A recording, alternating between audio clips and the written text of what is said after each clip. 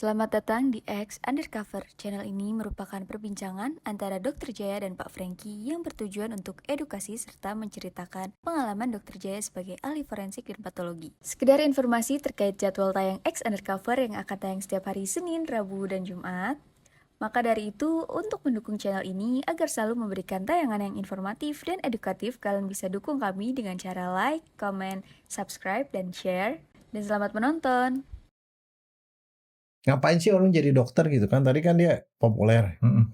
Karena dokter itu adalah profesi luhur, Franky. Kalau dokter itu dalam tanda petik ya, kerasa kebanggaan apa segala macam itu lebih besar. Saya nggak ngomongin makanya that's why komunitas dokter bilang ini kalau dokternya saat ngaji kamu nggak bisa gaji dengan layak, kita perbanyak dokternya. Yang terjadi ini nanti inflasi dokter dan kemudian banyak orang yang kemudian dia bilang nggak seperti yang gua harapkan ya, ternyata gua jadi dokter tuh income-nya kecil. Dok, ini kan ada satu program rencana dari pemerintah. Katanya mau buka fakultas kedokteran sebanyak-banyaknya. Ya kan, betul kan? Ya. Karena kita menurut data kekurangan dokter sekian ratus ribu. 187.000 apa berapa tuh? Ya. Betul ya kalau nggak salah ya sekitar segitu. Ya katanya sih kan perbandingan antara penduduk sama dokter tuh sekian banding sekian gitu Pak. Yang bakal lebih banyak jadi sebenarnya dokter yang akan jadi lebih banyak apanya dok nanti? Lebih banyak. Dokter laki apa perempuan yang banyak dok? Dulu laki, sekarang perempuan. Nah, Yang jadi dokter kebanyakan perempuan sekarang. tapi kan yang bisa menikmati yang perempuan juga bisa. Ya, kalau perempuan tuh punya privilege, Franky. Nggak perlu jadi dokter dipanggil Bu Dokter. Ya, Istri tanpa dokter, sekolah bisa jadi. istri dokter dipanggil Bu Dokter. Gitu. Nah, Dan cilakanya begini, Franky. Tetangga itu lebih senang berobat ke istri dokter daripada ke dokter. Yang laki, tetangga laki. Enggak, laki perempuan sama. Karena ke istri dokter dia tanya obat dan segala macam kagak bayar. Gratis. Kalau ke suaminya bayar. Jadi dia berobatnya ke yang bukan dokter gitu loh, tapi ibu dokter. Istrinya nggak dikasih buku kwitansi sih ya. Coba kalau dikasih buku kwitansi suaminya tinggal udah tekenin. Enggak, kalau begitu ditanya ijazah aja, Franky. Itu masalah. Aduh dokter, ngomongin ijazah saya tuh ngeri dok. Enggak, tapi akibatnya tuh hebat loh, Franky. Saya kan pindah dari FK ke FKG. Pindah begitu kan sebenarnya datanya kan sama Universitas UI kan. Iya. Tetap aja ditanya yang aslinya, Franky. Yang nanya anak umurnya lebih rendah daripada dokter Jaya lagi ya? Bukan, tata usaha. Kan iya, kita kasih paling 30 tahun 40 tahun kan ya? Kita kasih scan-nya. Lihat aslinya katanya.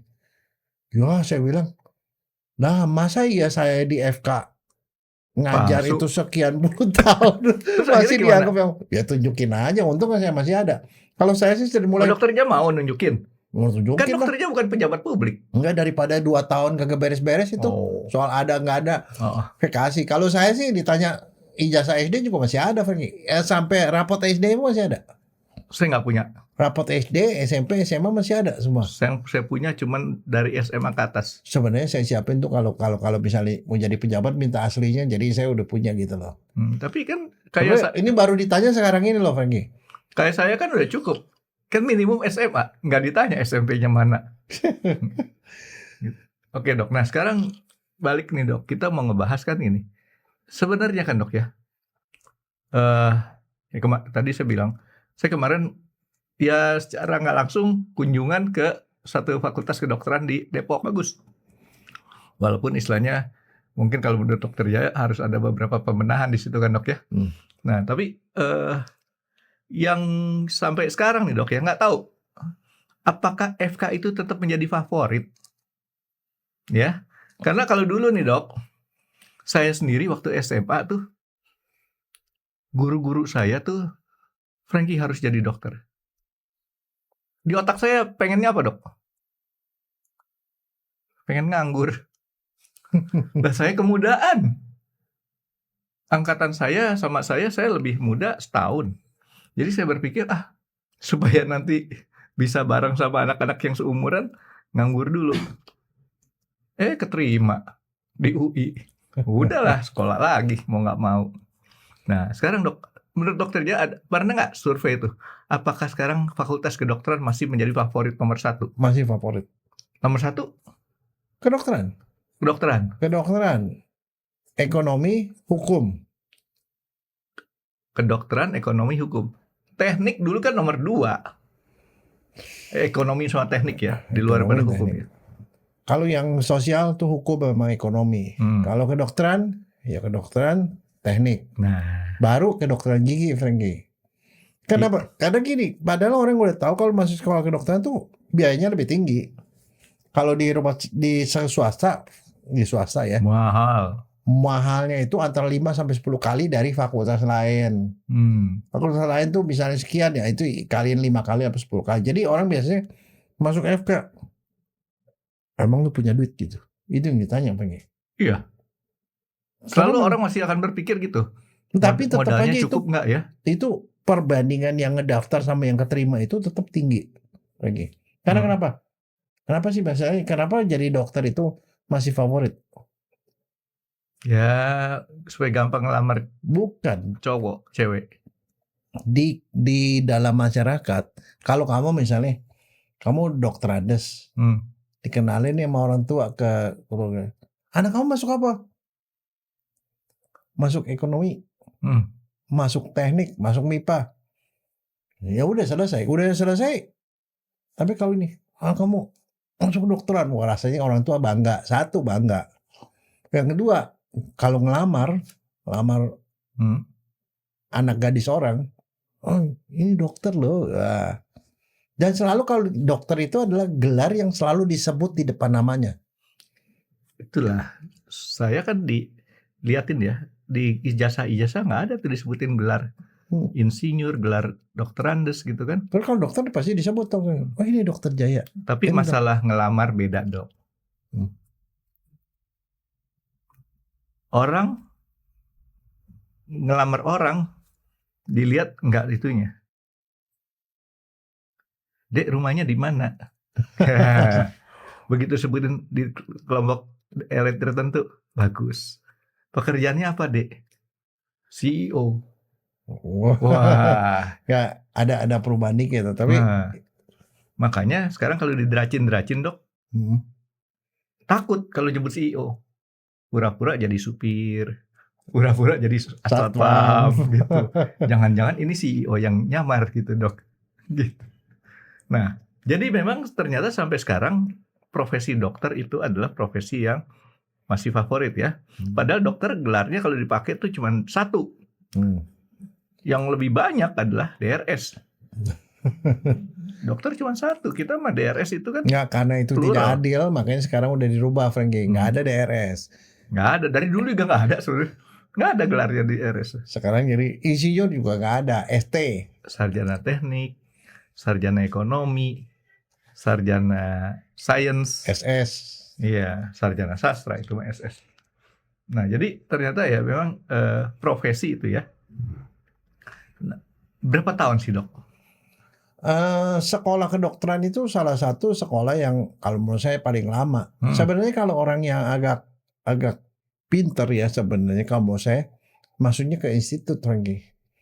Kayak IPB 3 tahun, ITB 4 tahun. 3 tahun 4 tahun udah dapat gelar S1. Ditambah 1,5 tahun lagi udah S2. Kalau di kedokteran nggak bisa. Dari zaman dulu tuh kedokteran tuh 6 tahun lagi. Tunggu, kan IPB sekarang lagi mau bikin, udah bikin atau baru mau bikin nih fakultas kedokterannya? Udah bikin. IPB, ITB, ITS itu ada kedokterannya, Frankie. Nah, gelarnya nanti? Hah? Tetap dokter. Insinyur dokter apa? Enggak, dokter. Dokter. Dia 3 tahun. Wah, nggak bisa. Kedokteran nggak bisa diringkes. Pelajarannya 4 tahun, dapat dokteran desmet. Dokteran desmet itu adalah sarjananya. Untuk bisa praktek dia harus jadi dokter, itu profesi namanya. Sama kayak psikologi lah ya. Ya, tambah 2 tahun lagi jadi dokter. Jadi di kedokteran tuh yang namanya sebenarnya itu dokter itu di atas sarjana sebenarnya. Nggak bisa Axel. Nggak bisa Axel. Nggak bisa. Pelajarannya udah nggak bisa. Pelajaran terlalu banyak. Nah, itu mungkin yang bikin mahal kali dok ya? Bukan. Uang pangkalnya aja saya bilang 5 sampai 10 kali lipat uang pangkalnya. Terus uang waktu selama sekolah Itu juga mahal. Karena kenapa labnya itu beda. Misalnya contoh kalau kamu sastra, bahasa. Yang lab bahasa tuh peralatannya nggak terlalu banyak. Kalau kedokteran ada lab ini, itu peralatannya mahal-mahal semua, Frankie. Jadi artinya kalau memang sekolah kedokteran itu memang relatif lebih mahal. Tapi sekarang kedokteran, dokter kan ngajar, itu pakai SKS apa tetap masih zaman tetap dulu? SKS. Dan SKS-nya lebih banyak, Frankie. SKS. Iya. Kalau SKS kan kita nih dok ya. SKS ingat ya, kalau kamu misalnya sarjana MIPA, SKS-nya sekian. Itu dokter Andesmet, Frankie. Bukan dokter. Bukan. Pertanyaan saya adalah ke sini. Kalau saya bukan di kedokteran, maka saya kan ada mata kuliah yang ada wajib atau yang ada harus melalui apa dulu baru bisa ambil itu. Kalau kita udah ambil itu, kita boleh ambil mata kuliah kedokteran sama. Boleh. Jadi sama. Artinya kita ambil pelajaran di atas kita boleh. Enggak, ada yang persyaratan. Iya, kalau ambil ini ada persyaratan, harus ambil ini dulu. Kalau ini nggak lulus ya mesti diberesin dulu. Itu. Dan ada yang nggak usah pakai persyaratan kan? Iya, yang nggak pakai persyaratan saya ambil duluan. Kalau di kedokteran nggak bisa. Kedokteran itu sifatnya itu per paket. Jadi nggak seperti kayak fakultas lain. Jadi fakultas lain itu kamu bisa ambil yang ini. Enggak, ini paket. Kamu mesti ikut rombongan itu. Jadi nggak boleh kayak saya dulu. Saya ngambil pelajaran di atas saya tuh. Nggak bisa. Jadi banyak temannya dok, enak. Kalau di kedokteran nggak bisa. Itu kita ya ikut pelajaran itu sampai selesai dokter Andesmet. Nah kesana baru jadi dokter. Kamu jadi dokter benernya ya terus. Tapi kebanyakan jarang yang orang dokter Andesmet doang. Jadi artinya kalau kita nggak lulus di mata pelajaran itu, mata kuliah ya dok ya sebutnya. Saya kayak mata pelajaran aja lah. Mata pelajaran itu kita nggak lulus, tahun depan beban kita jadi berat. Karena masih ngulang pelajaran yang itu kan dok ya. Apalagi kalau persyaratannya yang itu untuk ngambil yang lainnya lagi. Tambah lama deh. Gampangnya kalau di kedokteran itu biasanya tuh kita tuh ada serombongan, rombongan kecil, rombongan besar kan, ada bagian besar, bagian kecil. Yang kecil misalnya THT, mata segala macam itu rombongan kecil paling 1 bulan. Kalau rombongan besar penyakit dalam, kebidanan apa itu orang yang lebih banyak dan itu kita terus-terus sama orang yang sama. Tadi dokter Jaya sebutin uang pangkalnya mahal. Uang pangkal lebih mahal, uang sekolah juga lebih mahal. Bukunya juga lebih banyak dan tebal-tebal, Frankie. 10 juta dapat kan dok? 10 juta. Apa? Oh saya sih gak tahu kalau soal sekarang, soalnya uangnya itu udah beda lah, Frankie, sekarang sama 10 dulu. juta sekarang dok. Apaan? Boleh nggak 10 juta masuk ke dokteran? Enggak boleh. Enggak, maksudnya begini ya, saya cuma bilang bahwa kalau orang mau masuk ke dokteran, tapi bukan berarti orang miskin nggak bisa masuk ke dokteran, bisa, cuman mesti ada persiapan mental. Kan dokternya belum dengar saya punya mata uangnya apa dok? Apa? US dollar dok. 10 juta US dollar masuk kan dok? Masuk. Cukup ya? Nah itu maksudnya dok. Jadi artinya di kedokteran itu kita bukan menyiapkan uang yang kecil, tapi siap-siaplah yang besar walaupun tidak sampai 10 juta US dollar. Ya, tapi jangan salah juga, di beberapa kedokteran itu juga ada yang namanya beasiswa juga ada. Orang miskin juga bisa. Contohnya saya ada keluarga yang sangat miskin tetapi bisa jadi dokter tuh. UI ya. Tapi sekarang ya UI mahal nggak? Itu aja dok. Enggak. Relatif enggak. Jadi maksudnya kalau negeri beda lah dengan swasta. Tapi kalau di swasta tuh ya mesti siap-siap. Gambarannya gini dok. Misalnya swasta tuh 1 M. UI kan pasti ada apa sih? Ada PPMB-nya ya, penerimaan mahasiswa barunya.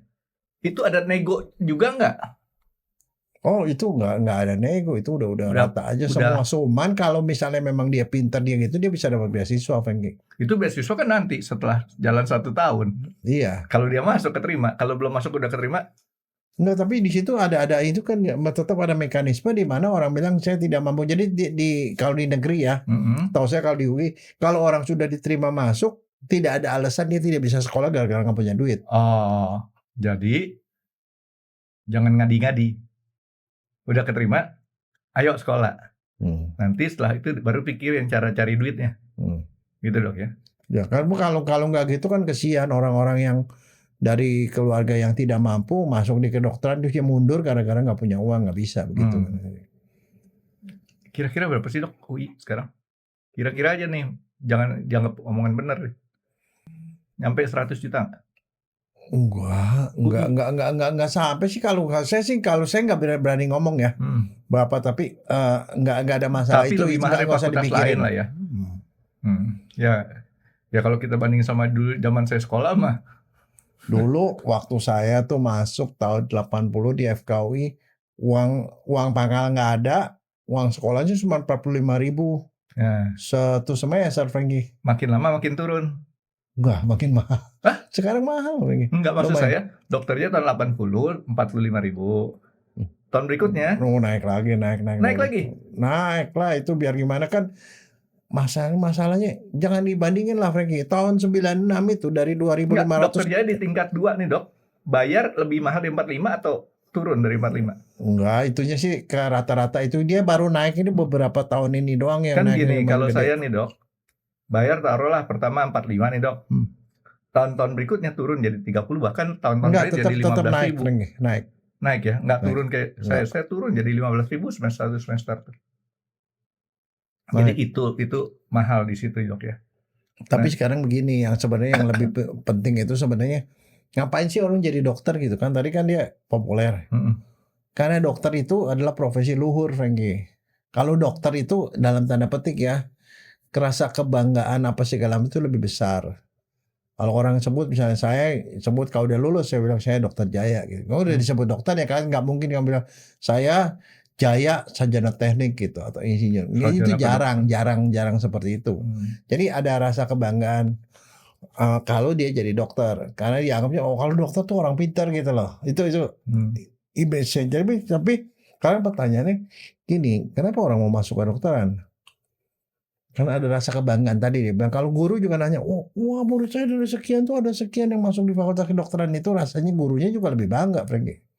Keluarga juga lebih bangga.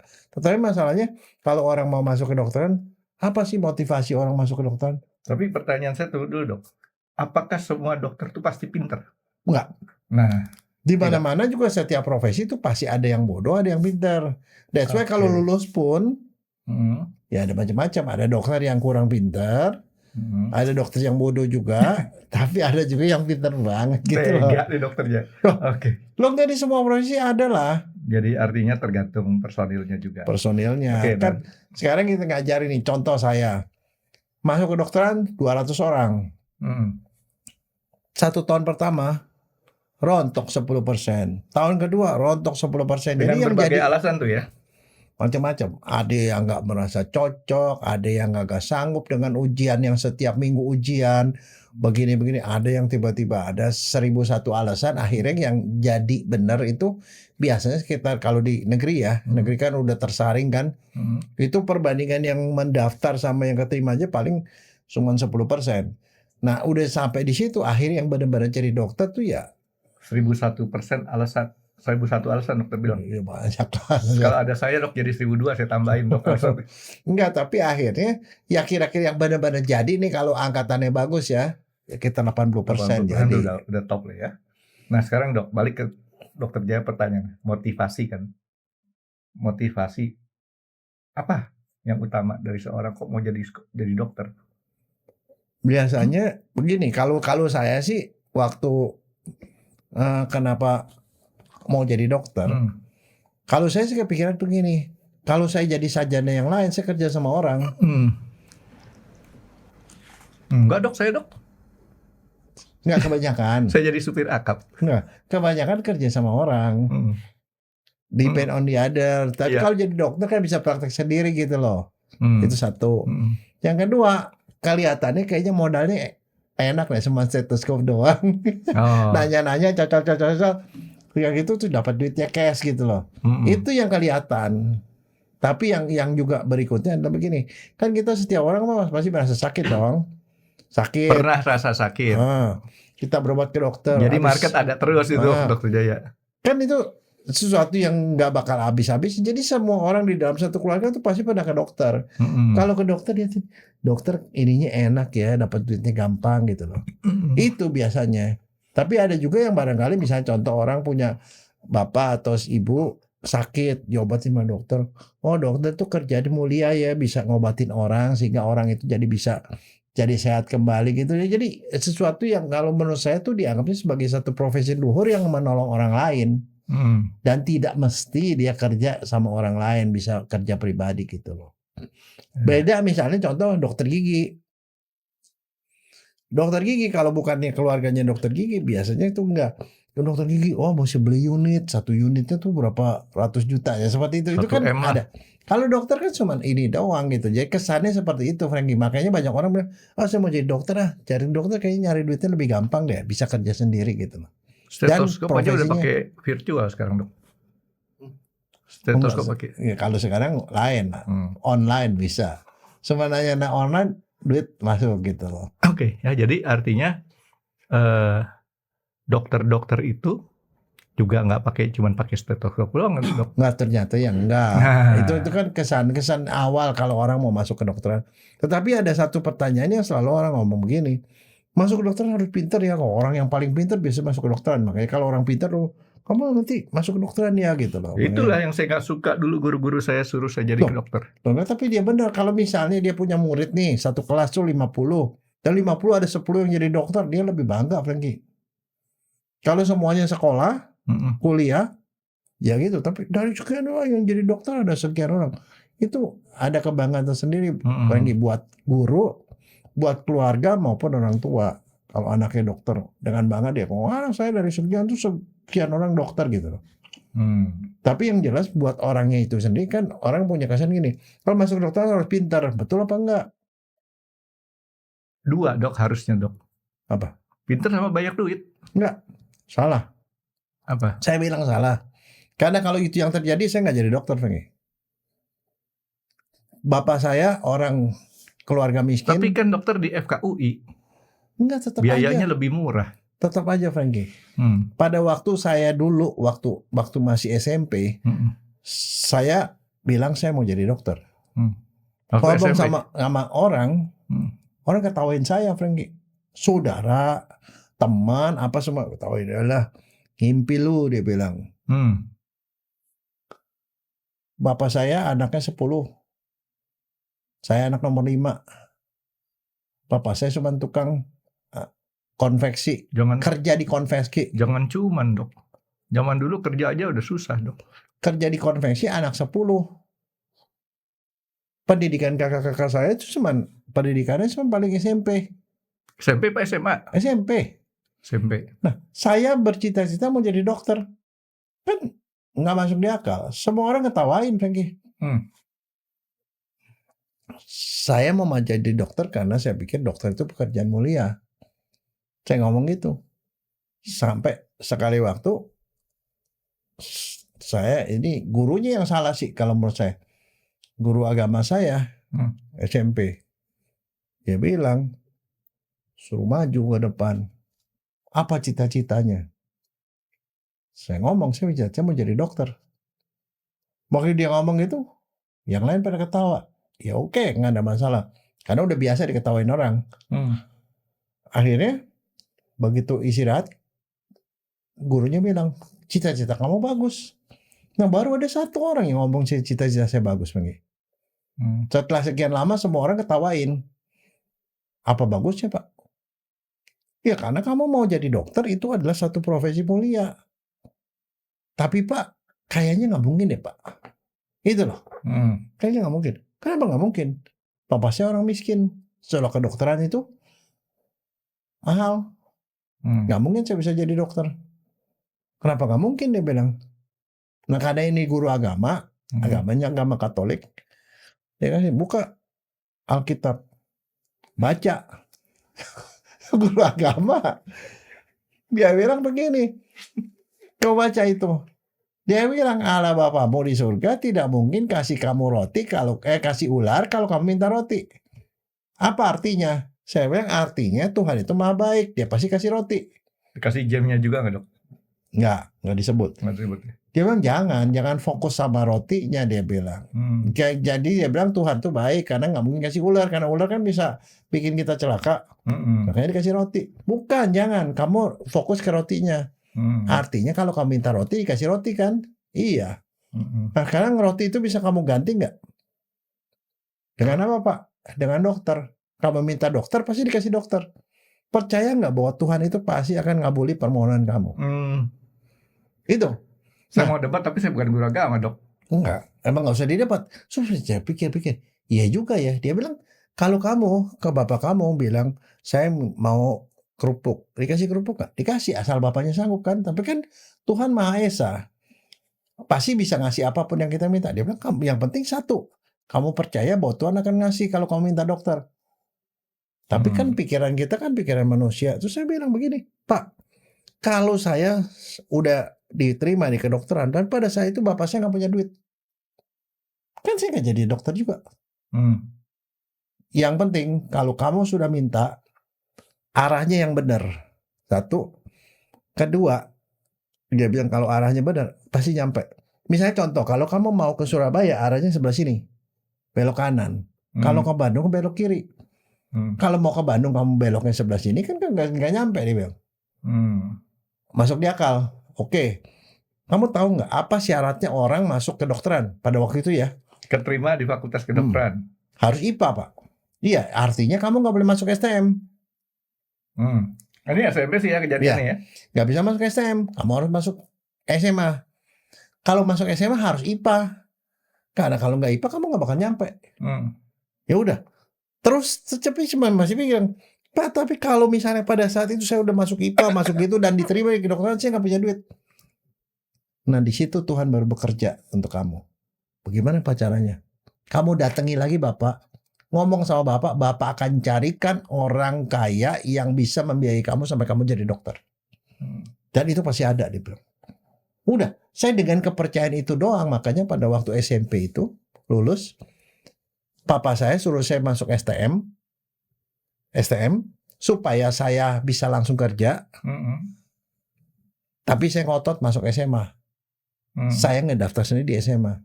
Waktu SMA saya memang fokus satu, masuk IPA.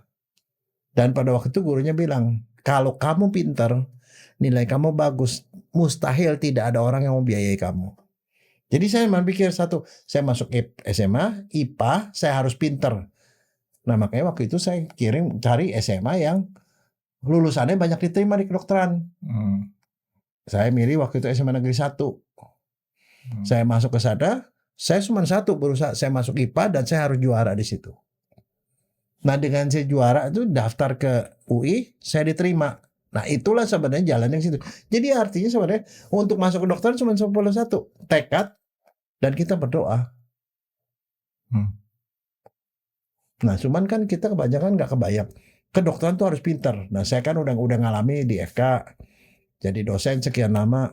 Benar nggak orang masuk FK harus pintar, Fengi? Ya nggak bodoh-bodoh banget loh dok ya. Enggak. Saya justru bilang enggak, Frankie. Banyak teman saya yang tidak pintar SMA-nya masuk di kedokteran cuman perlu satu, tekun dan rajin baca. Udah itu doang. Walaupun misalnya kedokteran 6 tahun, dia bisa sekolah 10 tahun, tetapi kalau dia tekun dia jadi dokter, Frankie. Itu lebih mantap lagi tuh. Iya. Ya kan? Pelajarannya 1 semester diulang 2 kali. Enggak, tapi saya cuma bilang kedokteran itu tidak perlu pintar, tetapi kamu harus rajin belajar. Karena untuk kedokteran kalau kamu kagak rajin, seandainya kamu pintar tapi kamu tidak rajin nggak jadi dokter. Tapi kalau kurang pintar tapi kamu belajarnya lebih rajin gitu, bersedia mengulang dan segala macam, pasti jadi lagi. Oke. Nah, Dokter Jaya ingat kan pada waktu Dokter Jaya kuliah di kedokteran, peluang untuk jadi masuk di kedokteran itu seseorang masih kecil. Bisa 1/10 pada waktu Sekarang kalau kita keterima di kedokteran bisa lebih banyak, Dok. Karena fakultas yang buka universitas yang buka kedokteran itu makin lebih banyak dan swasta yang buka kedokteran juga lebih banyak. Ya, tapi sekarang begini, Frankie, saya sih ya tanda petik plus minus ya Indonesia kekurangan dokter, tetapi sekarang begini, kalau dokternya jumlahnya terlalu banyak yang jadi masalah begini. Ini kan selalu jadi concernnya komunitas dokter. Dokter yang ada sekarang aja kan kita udah berapa kali tuh ada berita gara-gara keuangan negara dan segala macam ada dokter yang sekian bulan tidak dibayar gajinya. Akhirnya dia demo. Ada. Jadi gajinya itu. Apa jadi maksudnya udah gitu dokter dibayar murah. Ya gara-gara BPJS dokter. Jangan salah ya Frankie ya. Barangkali kalau sekarang dilihat-lihat itu. Saya waktu masuk di fakultas kedokteran orang bilang, wah enakan ya masuk fakultas ekonomi. Lulus bisa jadi direktur, bisa jadi apa terus langsung lebih cepat punya mobil daripada jadi dokter Frankie. Karena dokter pertama sekolahnya 6 tahun. Jadi 4 tahun ditambah 2 tahun 6 tahun. Setelah lulus pada waktu itu kan kita harus ke daerah. Antara 1 sampai 3 tahun. Apa PTT? Iya. Habis itu kita balik kita sekolah. Sekolah 3-4 tahun lagi. Habis itu selesai kita mesti WKS lagi ke daerah lagi. Artinya sampai seorang dokter itu sampai dia bisa jadi spesialis misalnya. Mencari duit itu udah di atas 30, Frankie, 30, 35. Padahal teman-teman kita yang umurnya lulusnya bareng sama kita 3-4 tahun dia sudah insinyur dari ITB misalnya. Pada waktu kita baru mulai merintis praktek mereka tuh sudah ngebut jauh lah Frankie. Maksudnya makanya saya bilang satu, kalau jadi dokter itu harus yang utama adalah moralnya harus baik, bahwa kita jadi dokter bukan untuk nyari uang.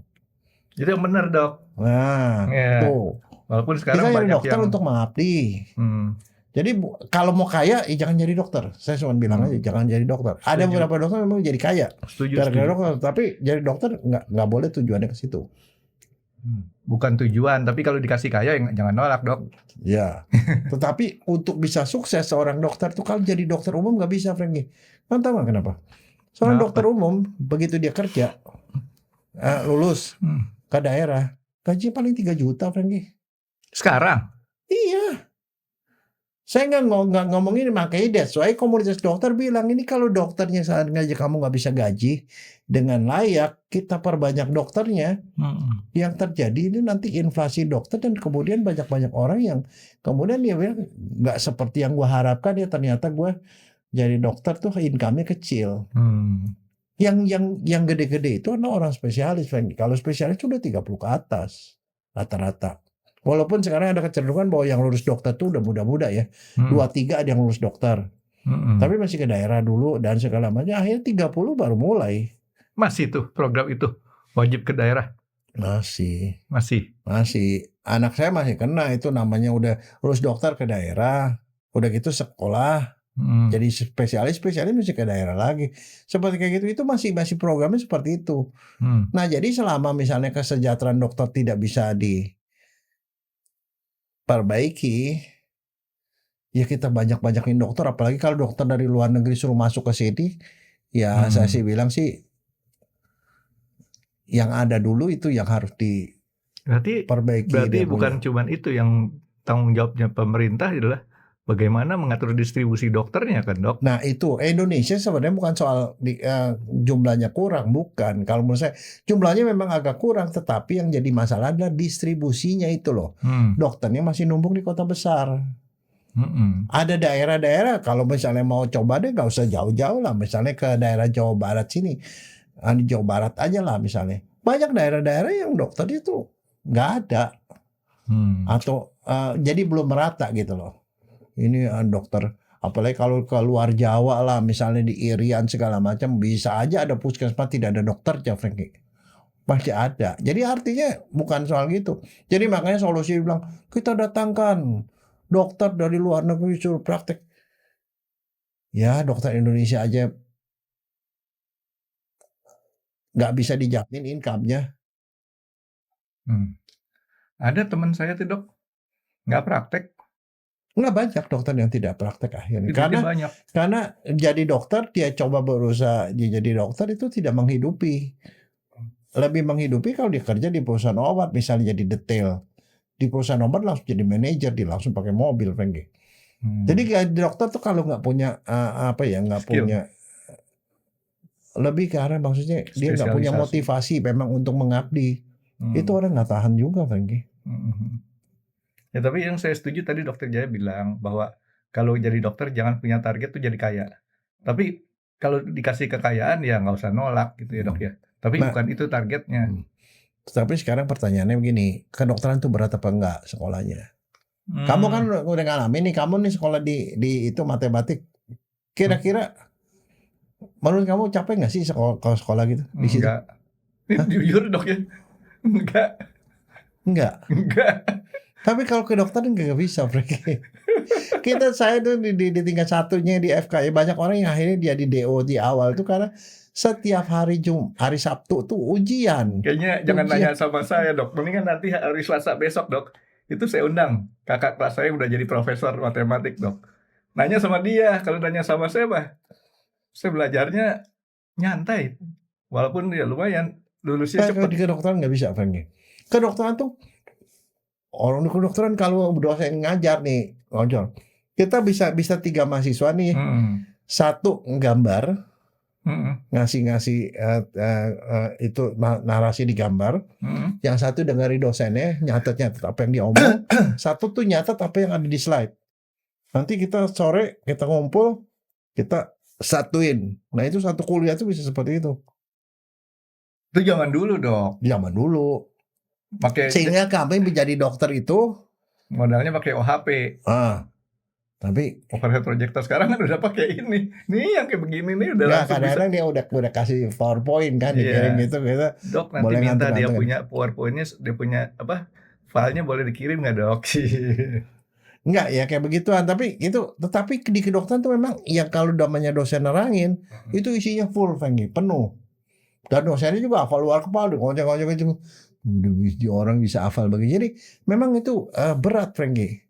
Tetapi udah gitu itu satu, itu soal teori. Sampai tingkat 4 tuh seperti itu. Tingkat 1 jadi berat. Terus kemudian begitu tingkat 4 sampai 6, 5 6 kan udah mulai pegang pasien. Kita bisa pinter tuh 1 sampai 4. Nilai bisa bagus A, B. Kalau udah klinik biasanya subjektif. Itu skill kita mulai gini-gini. Jadi biasanya nilai itu jeleknya tuh di waktu klinik. Jeleknya? Iyalah karena kan ujiannya ujian lisan. Periksa pasien segala macam. Jadi faktor subjektif itu banyak sekali. Jadi yang ngasih nilai itu si pasien itu? Bukan. Kan kita dikasih pasien. Kita periksa, kita presentasi di hadapan dosennya. Begini. Terus dosennya ngecek gini. Terus tanya jawab gitu. Pertanyaannya lisan semua, Frankie. Nggak bisa nebak-nebakan. Dulu ya. Kalau sekarang saya tidak tahu. Tetapi kan kadang-kadang sistem udah berubah. Tetapi tetap aja kedokteran itu jauh lebih berat daripada yang lain. Sekarang nih dok. Belum lagi labnya, Frankie. Labnya itu banyak macam lab-labnya. Jadi untuk bikin fakultas kedokteran itu memang modalnya besar. Memang uang pangkal besar, uang sekolahnya besar, tetapi tetap aja itu memerlukan investasi yang juga sangat besar. Nah sebenarnya dok, perbandingan dokter sama masyarakat tuh penduduk yang bagus tuh 1 banding berapa sih rasionya menurut dokter nih? 1 banding 1.000.000 atau kalau 1 banding 1.000? Enggak ngarahnya ke sana, Frank. Kalau ngomong begitu itu ngomongnya sama orang public health lah. Bukan soal itu, tetapi masalahnya adalah apakah dokter itu dengan dikasih perbandingan seperti ini dia bisa hidup apa enggak? Karena misalnya contoh, saya yang waktu saya general check up ke Malaysia, saya baru tahu ternyata yang namanya dokter itu kerja di satu rumah sakit tuh dia nggak perlu praktek di tempat lain, Frankie.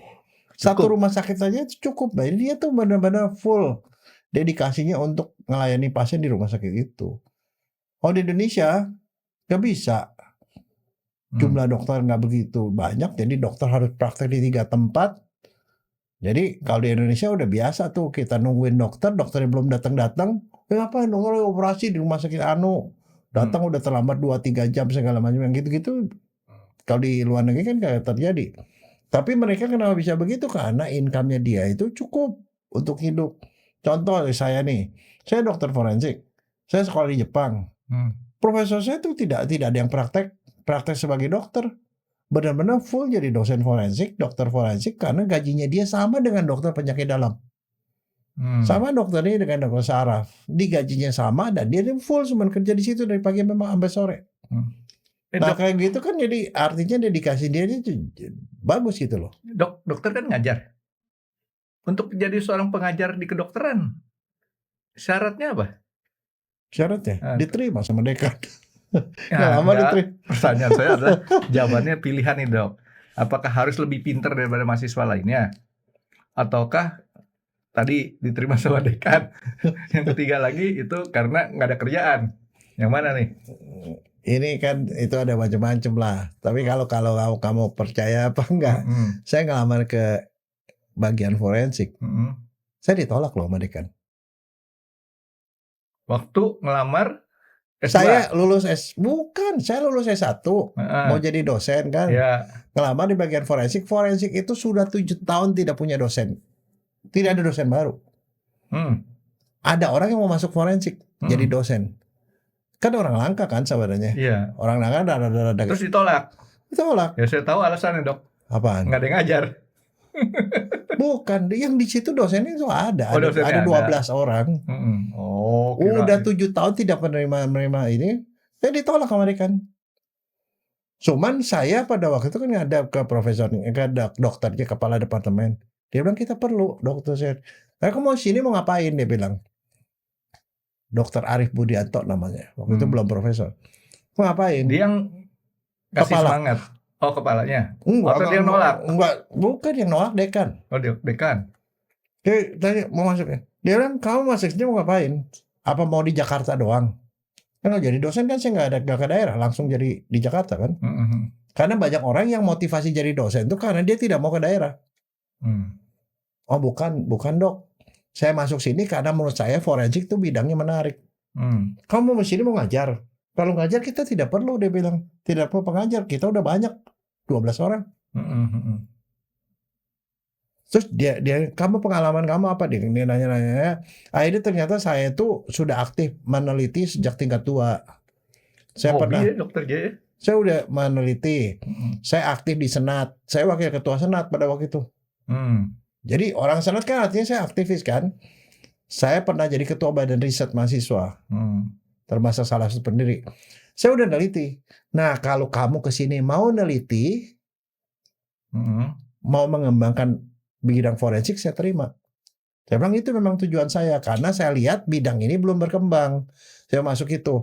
Terus dia bilang, oke, saya akan terima. Saya akan usahakan kamu diterima. Dokter Arif Budianto tadi. Saya akan usahakan kamu diterima. Tetapi habis begitu dia bilang, kalau ada satu syaratnya. Syaratnya apa, Dok? Kalau saya kirim kamu ke luar negeri, kamu harus mau. Saya bilang, saya mau dong. Dia bilang, kenapa dokter nanya gitu? Karena dosen-dosen saya yang di bawah saya itu semua, saya suruh ke luar negeri pada nggak mau. Karena mereka mau praktek. Tinggal di Jakarta dia praktek. Praktek forensik? Bukan, praktek dokter umum. Oh boleh ya, seorang dokter forensik praktek dokter umum? Itulah yang terjadi di Indonesia. Mereka karena jadi dosen itu tidak cukup uangnya, maka mereka harus praktek umum. Sebagai dokter umum, jadi obatin segala macam. Saya mau kalau kamu di sekolah ke luar negeri, kamu harus mau. Ya mau lah dok. Dan harus ambil bidang yang orang lain belum bisa. Artinya kan mengembangkan. Oke dok. Aku itu dia udah bilang, kamu belajar DNA. Oke.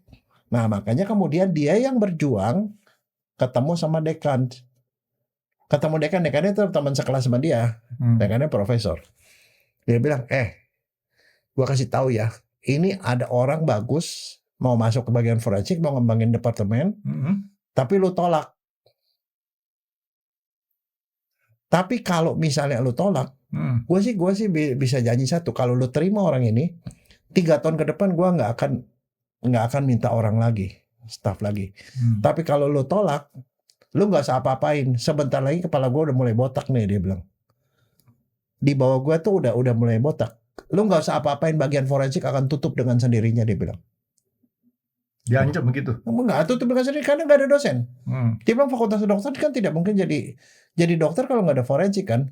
Kita ini udah tua-tua dan kita tuh udah nggak punya staff di bawah. Kalau lu nggak terima dia, lu diemin aja. Nanti FK-nya tutup karena bagian forensik akan tutup.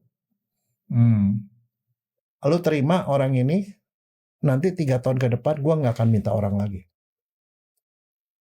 Diterimalah saya. Nah surat penolakan sampai sekarang saya masih simpan, Fengi. Buat balas dendam? Enggak. Buat apa, supaya mengingatkan saya bahwa dia masuk di situ tuh memang ada perjuangan. Artinya orang masuk di bagian forensik itu harus diperjuangkan oleh atasan. Kalau nggak diperjuangkan, kita pasti akan departemen ini minta dosen dikasih. Artinya mau waktu jurusan spesialisasi apa aja juga itu harus berjuang. bagian kering. Karena kalau contoh, kalau saya masuk bagian penyakit dalam, nanti saya sekolah penyakit dalam, kan kita zaman dulu kan S1 bisa sekolah, bisa masuk jadi dosen, kedua baru sekolah spesialis. Jadi nanti kalau saya melamar ke bagian penyakit dalam, nanti jadi spesialis penyakit dalam. Bagian forensik, saya sekolah forensik, lulus forensik, saya tetap aja dokter umum pada waktu itu. Tapi artinya buat saya sih tidak masalah, karena saya mau belajar sesuatu yang baru gitu loh. Nah jadi forensik itu begitu saya masuk gitu, reaksi orang-orang, teman-teman segala macam, lo frustrasi ya, lo nggak mau masuk, nggak merasa yakin ya bisa diterima penyakit dalam, nggak yakin ya diterima. Kalau penyakit dalam tuh favorit? Nggak, penyakit dalam, bedah, anak, kebidanan, itu bagian favorit semua orang mau masuk situ. Kuping? THT enggak, yang itu bagian kecil. Jadi pada waktu itu, dan satu kalau udah spesialis itu kan langsung income-nya naik pergi. Kalau dokter forensik income tetap nggak naik, kita tetap aja dokter umum. Nah jadi pada waktu itu, jadi orang pikir saya frustrasi dan tidak pede untuk masuk departemen. Enggak, saya bilang ya memang mau masuk forensik dari awal karena saya suka dengan ilmunya. Gitu. Ya akhirnya ya di situ. Jadi makanya pada waktu saya masuk jadi dosen, saya ngambil spesialis kan di situ. Spesialisnya tidak bayar karena saya kan jadi dosen. Sekolah spesialis tidak bayar, tapi belum selesai itu saya udah belajar. Pada waktu orang lain belajar forensik, saya belajar forensik plus DNA saya belajarin. Akhirnya saya pergi ke Jepang, belum lulus spesialis tuh. Saya udah ke Jepang belajar DNA. Balik lagi, selesaikan S2 lagi, saya balik ke Jepang lagi untuk ambil S3. Jadi saya memang udah fokus bahwa saya mau jadi ahli DNA gitu dari sejak awal. Nah, sampai sekarang pun kalau namanya orang mau masuk jadi dosen, mereka lebih milih jadi dosen bidang lain daripada bidang forensik. Nggak begitu populer. Biasanya dari satu angkatan nih dosen nih, sampai dapat dosen lagi jauh gitu. Jadi terima jadi dosen itu tergantung kepala departemennya dan tergantung dekannya mau nerima apa enggak. Karena biasanya kalau ada dosen pensiun baru masuk gitu loh. Jadi ada. Apalagi kalau sekarang sih mungkin jadi dosen kalau di fakultas kedokteran swasta ya, yang sekarang kan banyak yang baru-baru, lebih gampang. Kalau di UI nggak gampang lagi menjadi dosen. Terus Dokter Jaya sekolah berapa tahun jadi tuh? Saya sekolah dokter 6 tahun. 6 tahun. Spesialis 3 tahun. Sekolah dokter 3 tahun lagi. 12 tahun. Sekolah hukum lagi. Belajar etika lagi ke Belanda. Jadi saya itu total 19 tahun pergi sekolahnya. Setelah SMA. Capek dok. Hah? Capek. Enggak itu karena kebutuhan dari profesi. Saya nggak mau jadi dosen kalah sama mahasiswanya. Saya mah harus lebih pintar dari mahasiswa itu. Makanya saya belajar gitu. Oh gitu. Nah, tapi kan nggak semua dosen punya motivasi seperti itu. Nah itu dia. Jadi saya tuh begini dok. Kan Dokter Jaya pernah ngomong masalah informed consent. Ternyata saya perhatikan dok ya. Nggak semua dokter memberikan informed consent kepada pasien. Dan akhirnya saya nggak tahu nih kesimpulan saya benar atau enggak. Hanya dokter-dokter yang pinter yang ngasih informed consent kepada pasiennya. Sebenarnya sih mestinya enggak, Franky. Karena di kedokteran itu dari pengertian dokter yang enggak tuh yang mana nih? Enggak, dokter yang benar itu enggak. Karena dokter dari tingkat 1 pun udah diajari mengenai dasar-dasar etika dan hukum. Artinya dokter harus bikin rekam medis, bahwa dokter harus punya informed consent, dokter harus pokoknya begini. Jadi persetujuan tindakan medis, kamu tindakan medis mesti diminta persetujuan. Jadi apapun yang begituan itu, bahwa dokter harus nyimpan rahasia kedokteran itu diajarin. Tapi bahwa ada dokter yang tidak melaksanakan, iya. Karena kan dokter kan saya bilang, yang masuk ke dokteran itu dari sekian itu yang pintar benar sih paling 20%. Yang selebihnya ya so-so lah. Tapi yang bodoh juga ada orang bodoh juga bisa jadi dokter. Tapi kesimpulan saya tadi benar nggak dok?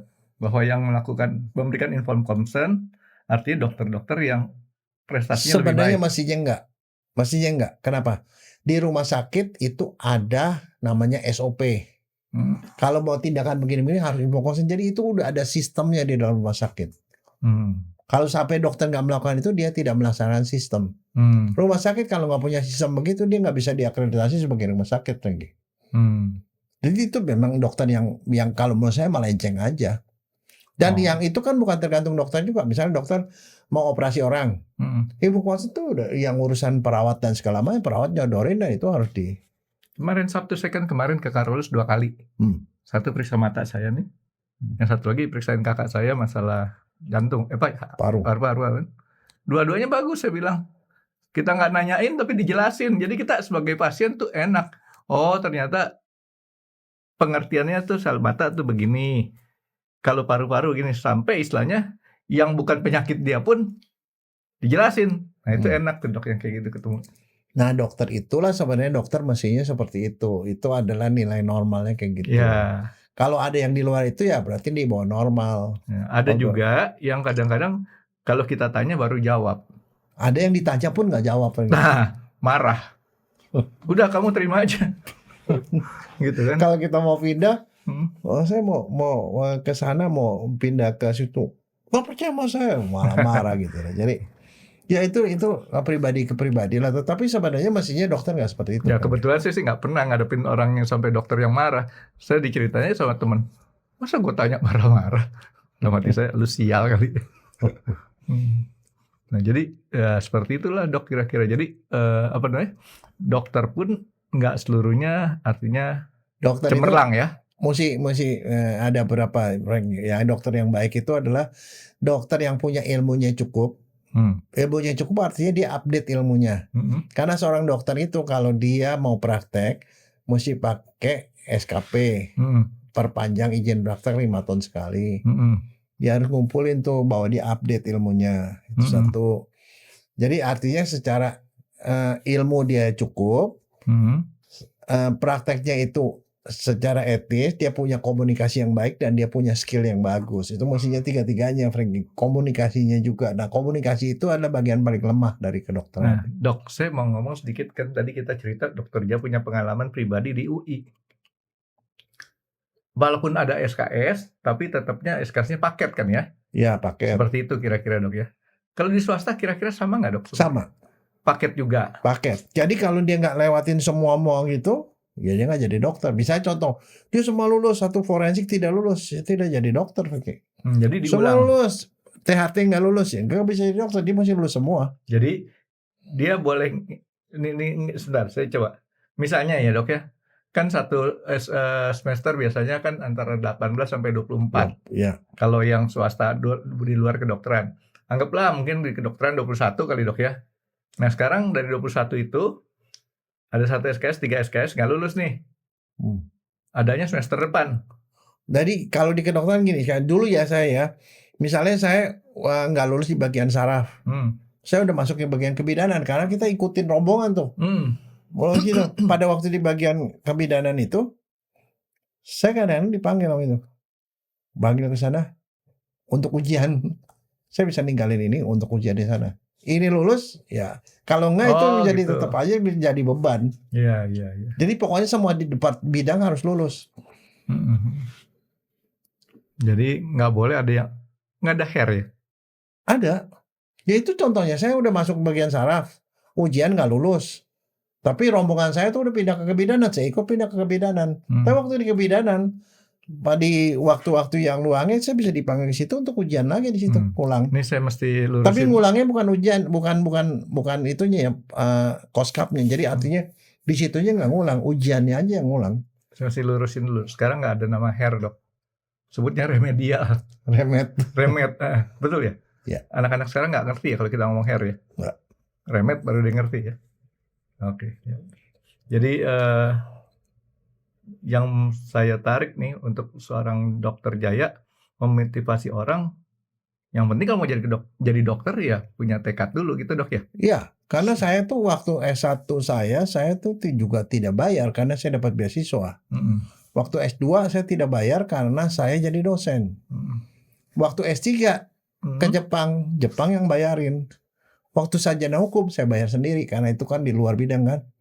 Bayar sendiri. Tapi waktu saya ke Belanda yang bayar. Jadi saya dapat beasiswa semua. Dokter nggak ke Hollywood? Hah? Ngapain? Ya dibayarin sama itu jadi bintang film gitu dok. Enggak, tapi maksudnya saya gini loh. Saya tuh mau memotivasi tuh adik-adik segala macam yang mau jadi kedokteran tuh tidak perlu pintar-pintar banget, asal yang penting tekun. Enggak punya duit nggak ada masalah, udah masuk aja, yang penting kamu bisa masuk. Kalau udah masuk beasiswa akan ada. Beasiswa nyampe ke swasta juga nggak? Ada swasta. Dari Kalau pemerintah setahu ya? saya enggak. Di swasta itu ada, misalnya kita masuk ke salah satu fakultas kedokteran swasta gitu, kalau kita memang udah nilainya bagus bisa dikasih beasiswa kok. Nggak ada masalah. Tapi kitanya dulu yang harusnya mempersiapkan diri. Artinya kalau kitanya sendiri harus pintar dong. Bukan pintar, rajin, tekun. Itu yang saya nggak punya dok. Saya nggak rajin. Jadi Dan satu, ada orang bilang, saya penakut, nggak ada masalah nanti dengan proses. Kalau selama fakultas kedokteran, kalau misalnya kita memang Kenapa penakut atau berani? Dalam hal apa? Waktu masuk kedokteran kan harus tingkat 2 kan harus belajar sama mayat. Oh.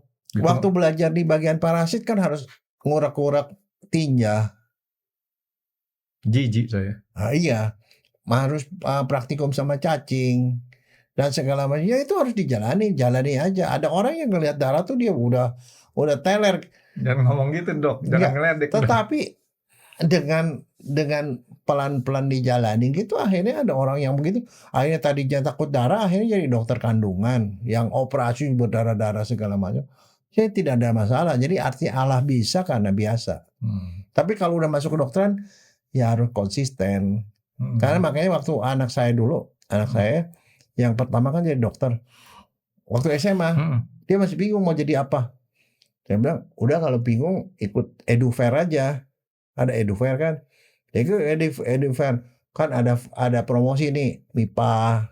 Di mana psikologi. Itu? Dia di Kanisius kan. Iya. Ada EduFair, dibikin EduFair. Biasanya EduFair kan dari sekolah luar negeri tuh. Ada yang luar negeri, ada yang juga lokal juga. Mereka sekolah aja ngadain. Jadi dari UI itu yang fakultas psikologi, nerangin psikologi begini-begini, gini-gini, ikutin aja gitu. Dia ikutin terus bilang, jadi kamu minat apa? Ini aku nggak suka apa? Karena begini. Ini orang gak suka yang sebutin yang dia tidak suka. Yang kamu suka apa? Nggak tahu. Udah ikutin EduFair juga tetap nggak tahu. Ya udah saya bilang tes psikologi aja deh. Tes bakat psikologi, akhirnya dia keluar 3, kedokteran, kedua hukum, ketiga elektro. Ya udah kamu pilih aja yang memang kamu bakatnya di situ. Dia bilang, aku hukum nggak mau Pak, karena kalau aku jadi dokter aku juga bisa sekolah hukum, dia bilang. Elektro ngikutin aku bisa, gitu ya? tapi aku nggak suka. Makanya jadi dokter aja. Saya bilang jadi dokter nggak ada masalah. Yang penting kamu kalau jadi dokter, ada pilihan jadi dokter, kamu harus tekun ya di situ. Cuman itu aja syaratnya, bukan nggak perlu pintar. Ya oke, masuk dokter, nah ini jadi dokter. Jadi syarat masuk ke dokteran tuh harus tekun, bahwa sekolahnya itu lama, itu aja. Kalau orang yang nggak bisa sekolah lama nggak bisa deh masuk ke dokteran. 6 tahun nggak bisa kurang lagi. Sekarang secepat-cepatnya juga 5 tahun. Ada beberapa tuh yang coba diringkas jadi 5 tahun. Nggak bisa kurang dari itu. Jadi nggak bisa seperti kayak ITB atau IPB yang bisa 3 tahun, 4 tahun nggak bisa. Jadi artinya memang 6 tahun ya 6 tahun. Setelah gitu, pada saat teman kamu sekolah kerja, kamu mungkin harus ke daerah. Karena ada kewajiban khusus yang hanya diberlakukan pada dokter. Harus ke daerah. Biasanya kalau yang non kedokteran, kayak saya sekolah ya, kalau nggak salah 3,5 tahun ngabisin SKS, setengah tahunnya skripsi. Udah. Kalau di kedokteran nggak ada, jawaban saya dulu nggak ada sistem skripsi. Masuk ke kebidanan bikin makalah, bedah. Nggak ada skripsi dok? Enggak. Berarti nggak ada lembar pengujian skripsi? Bukan. Nggak ada. Waktu itu ya.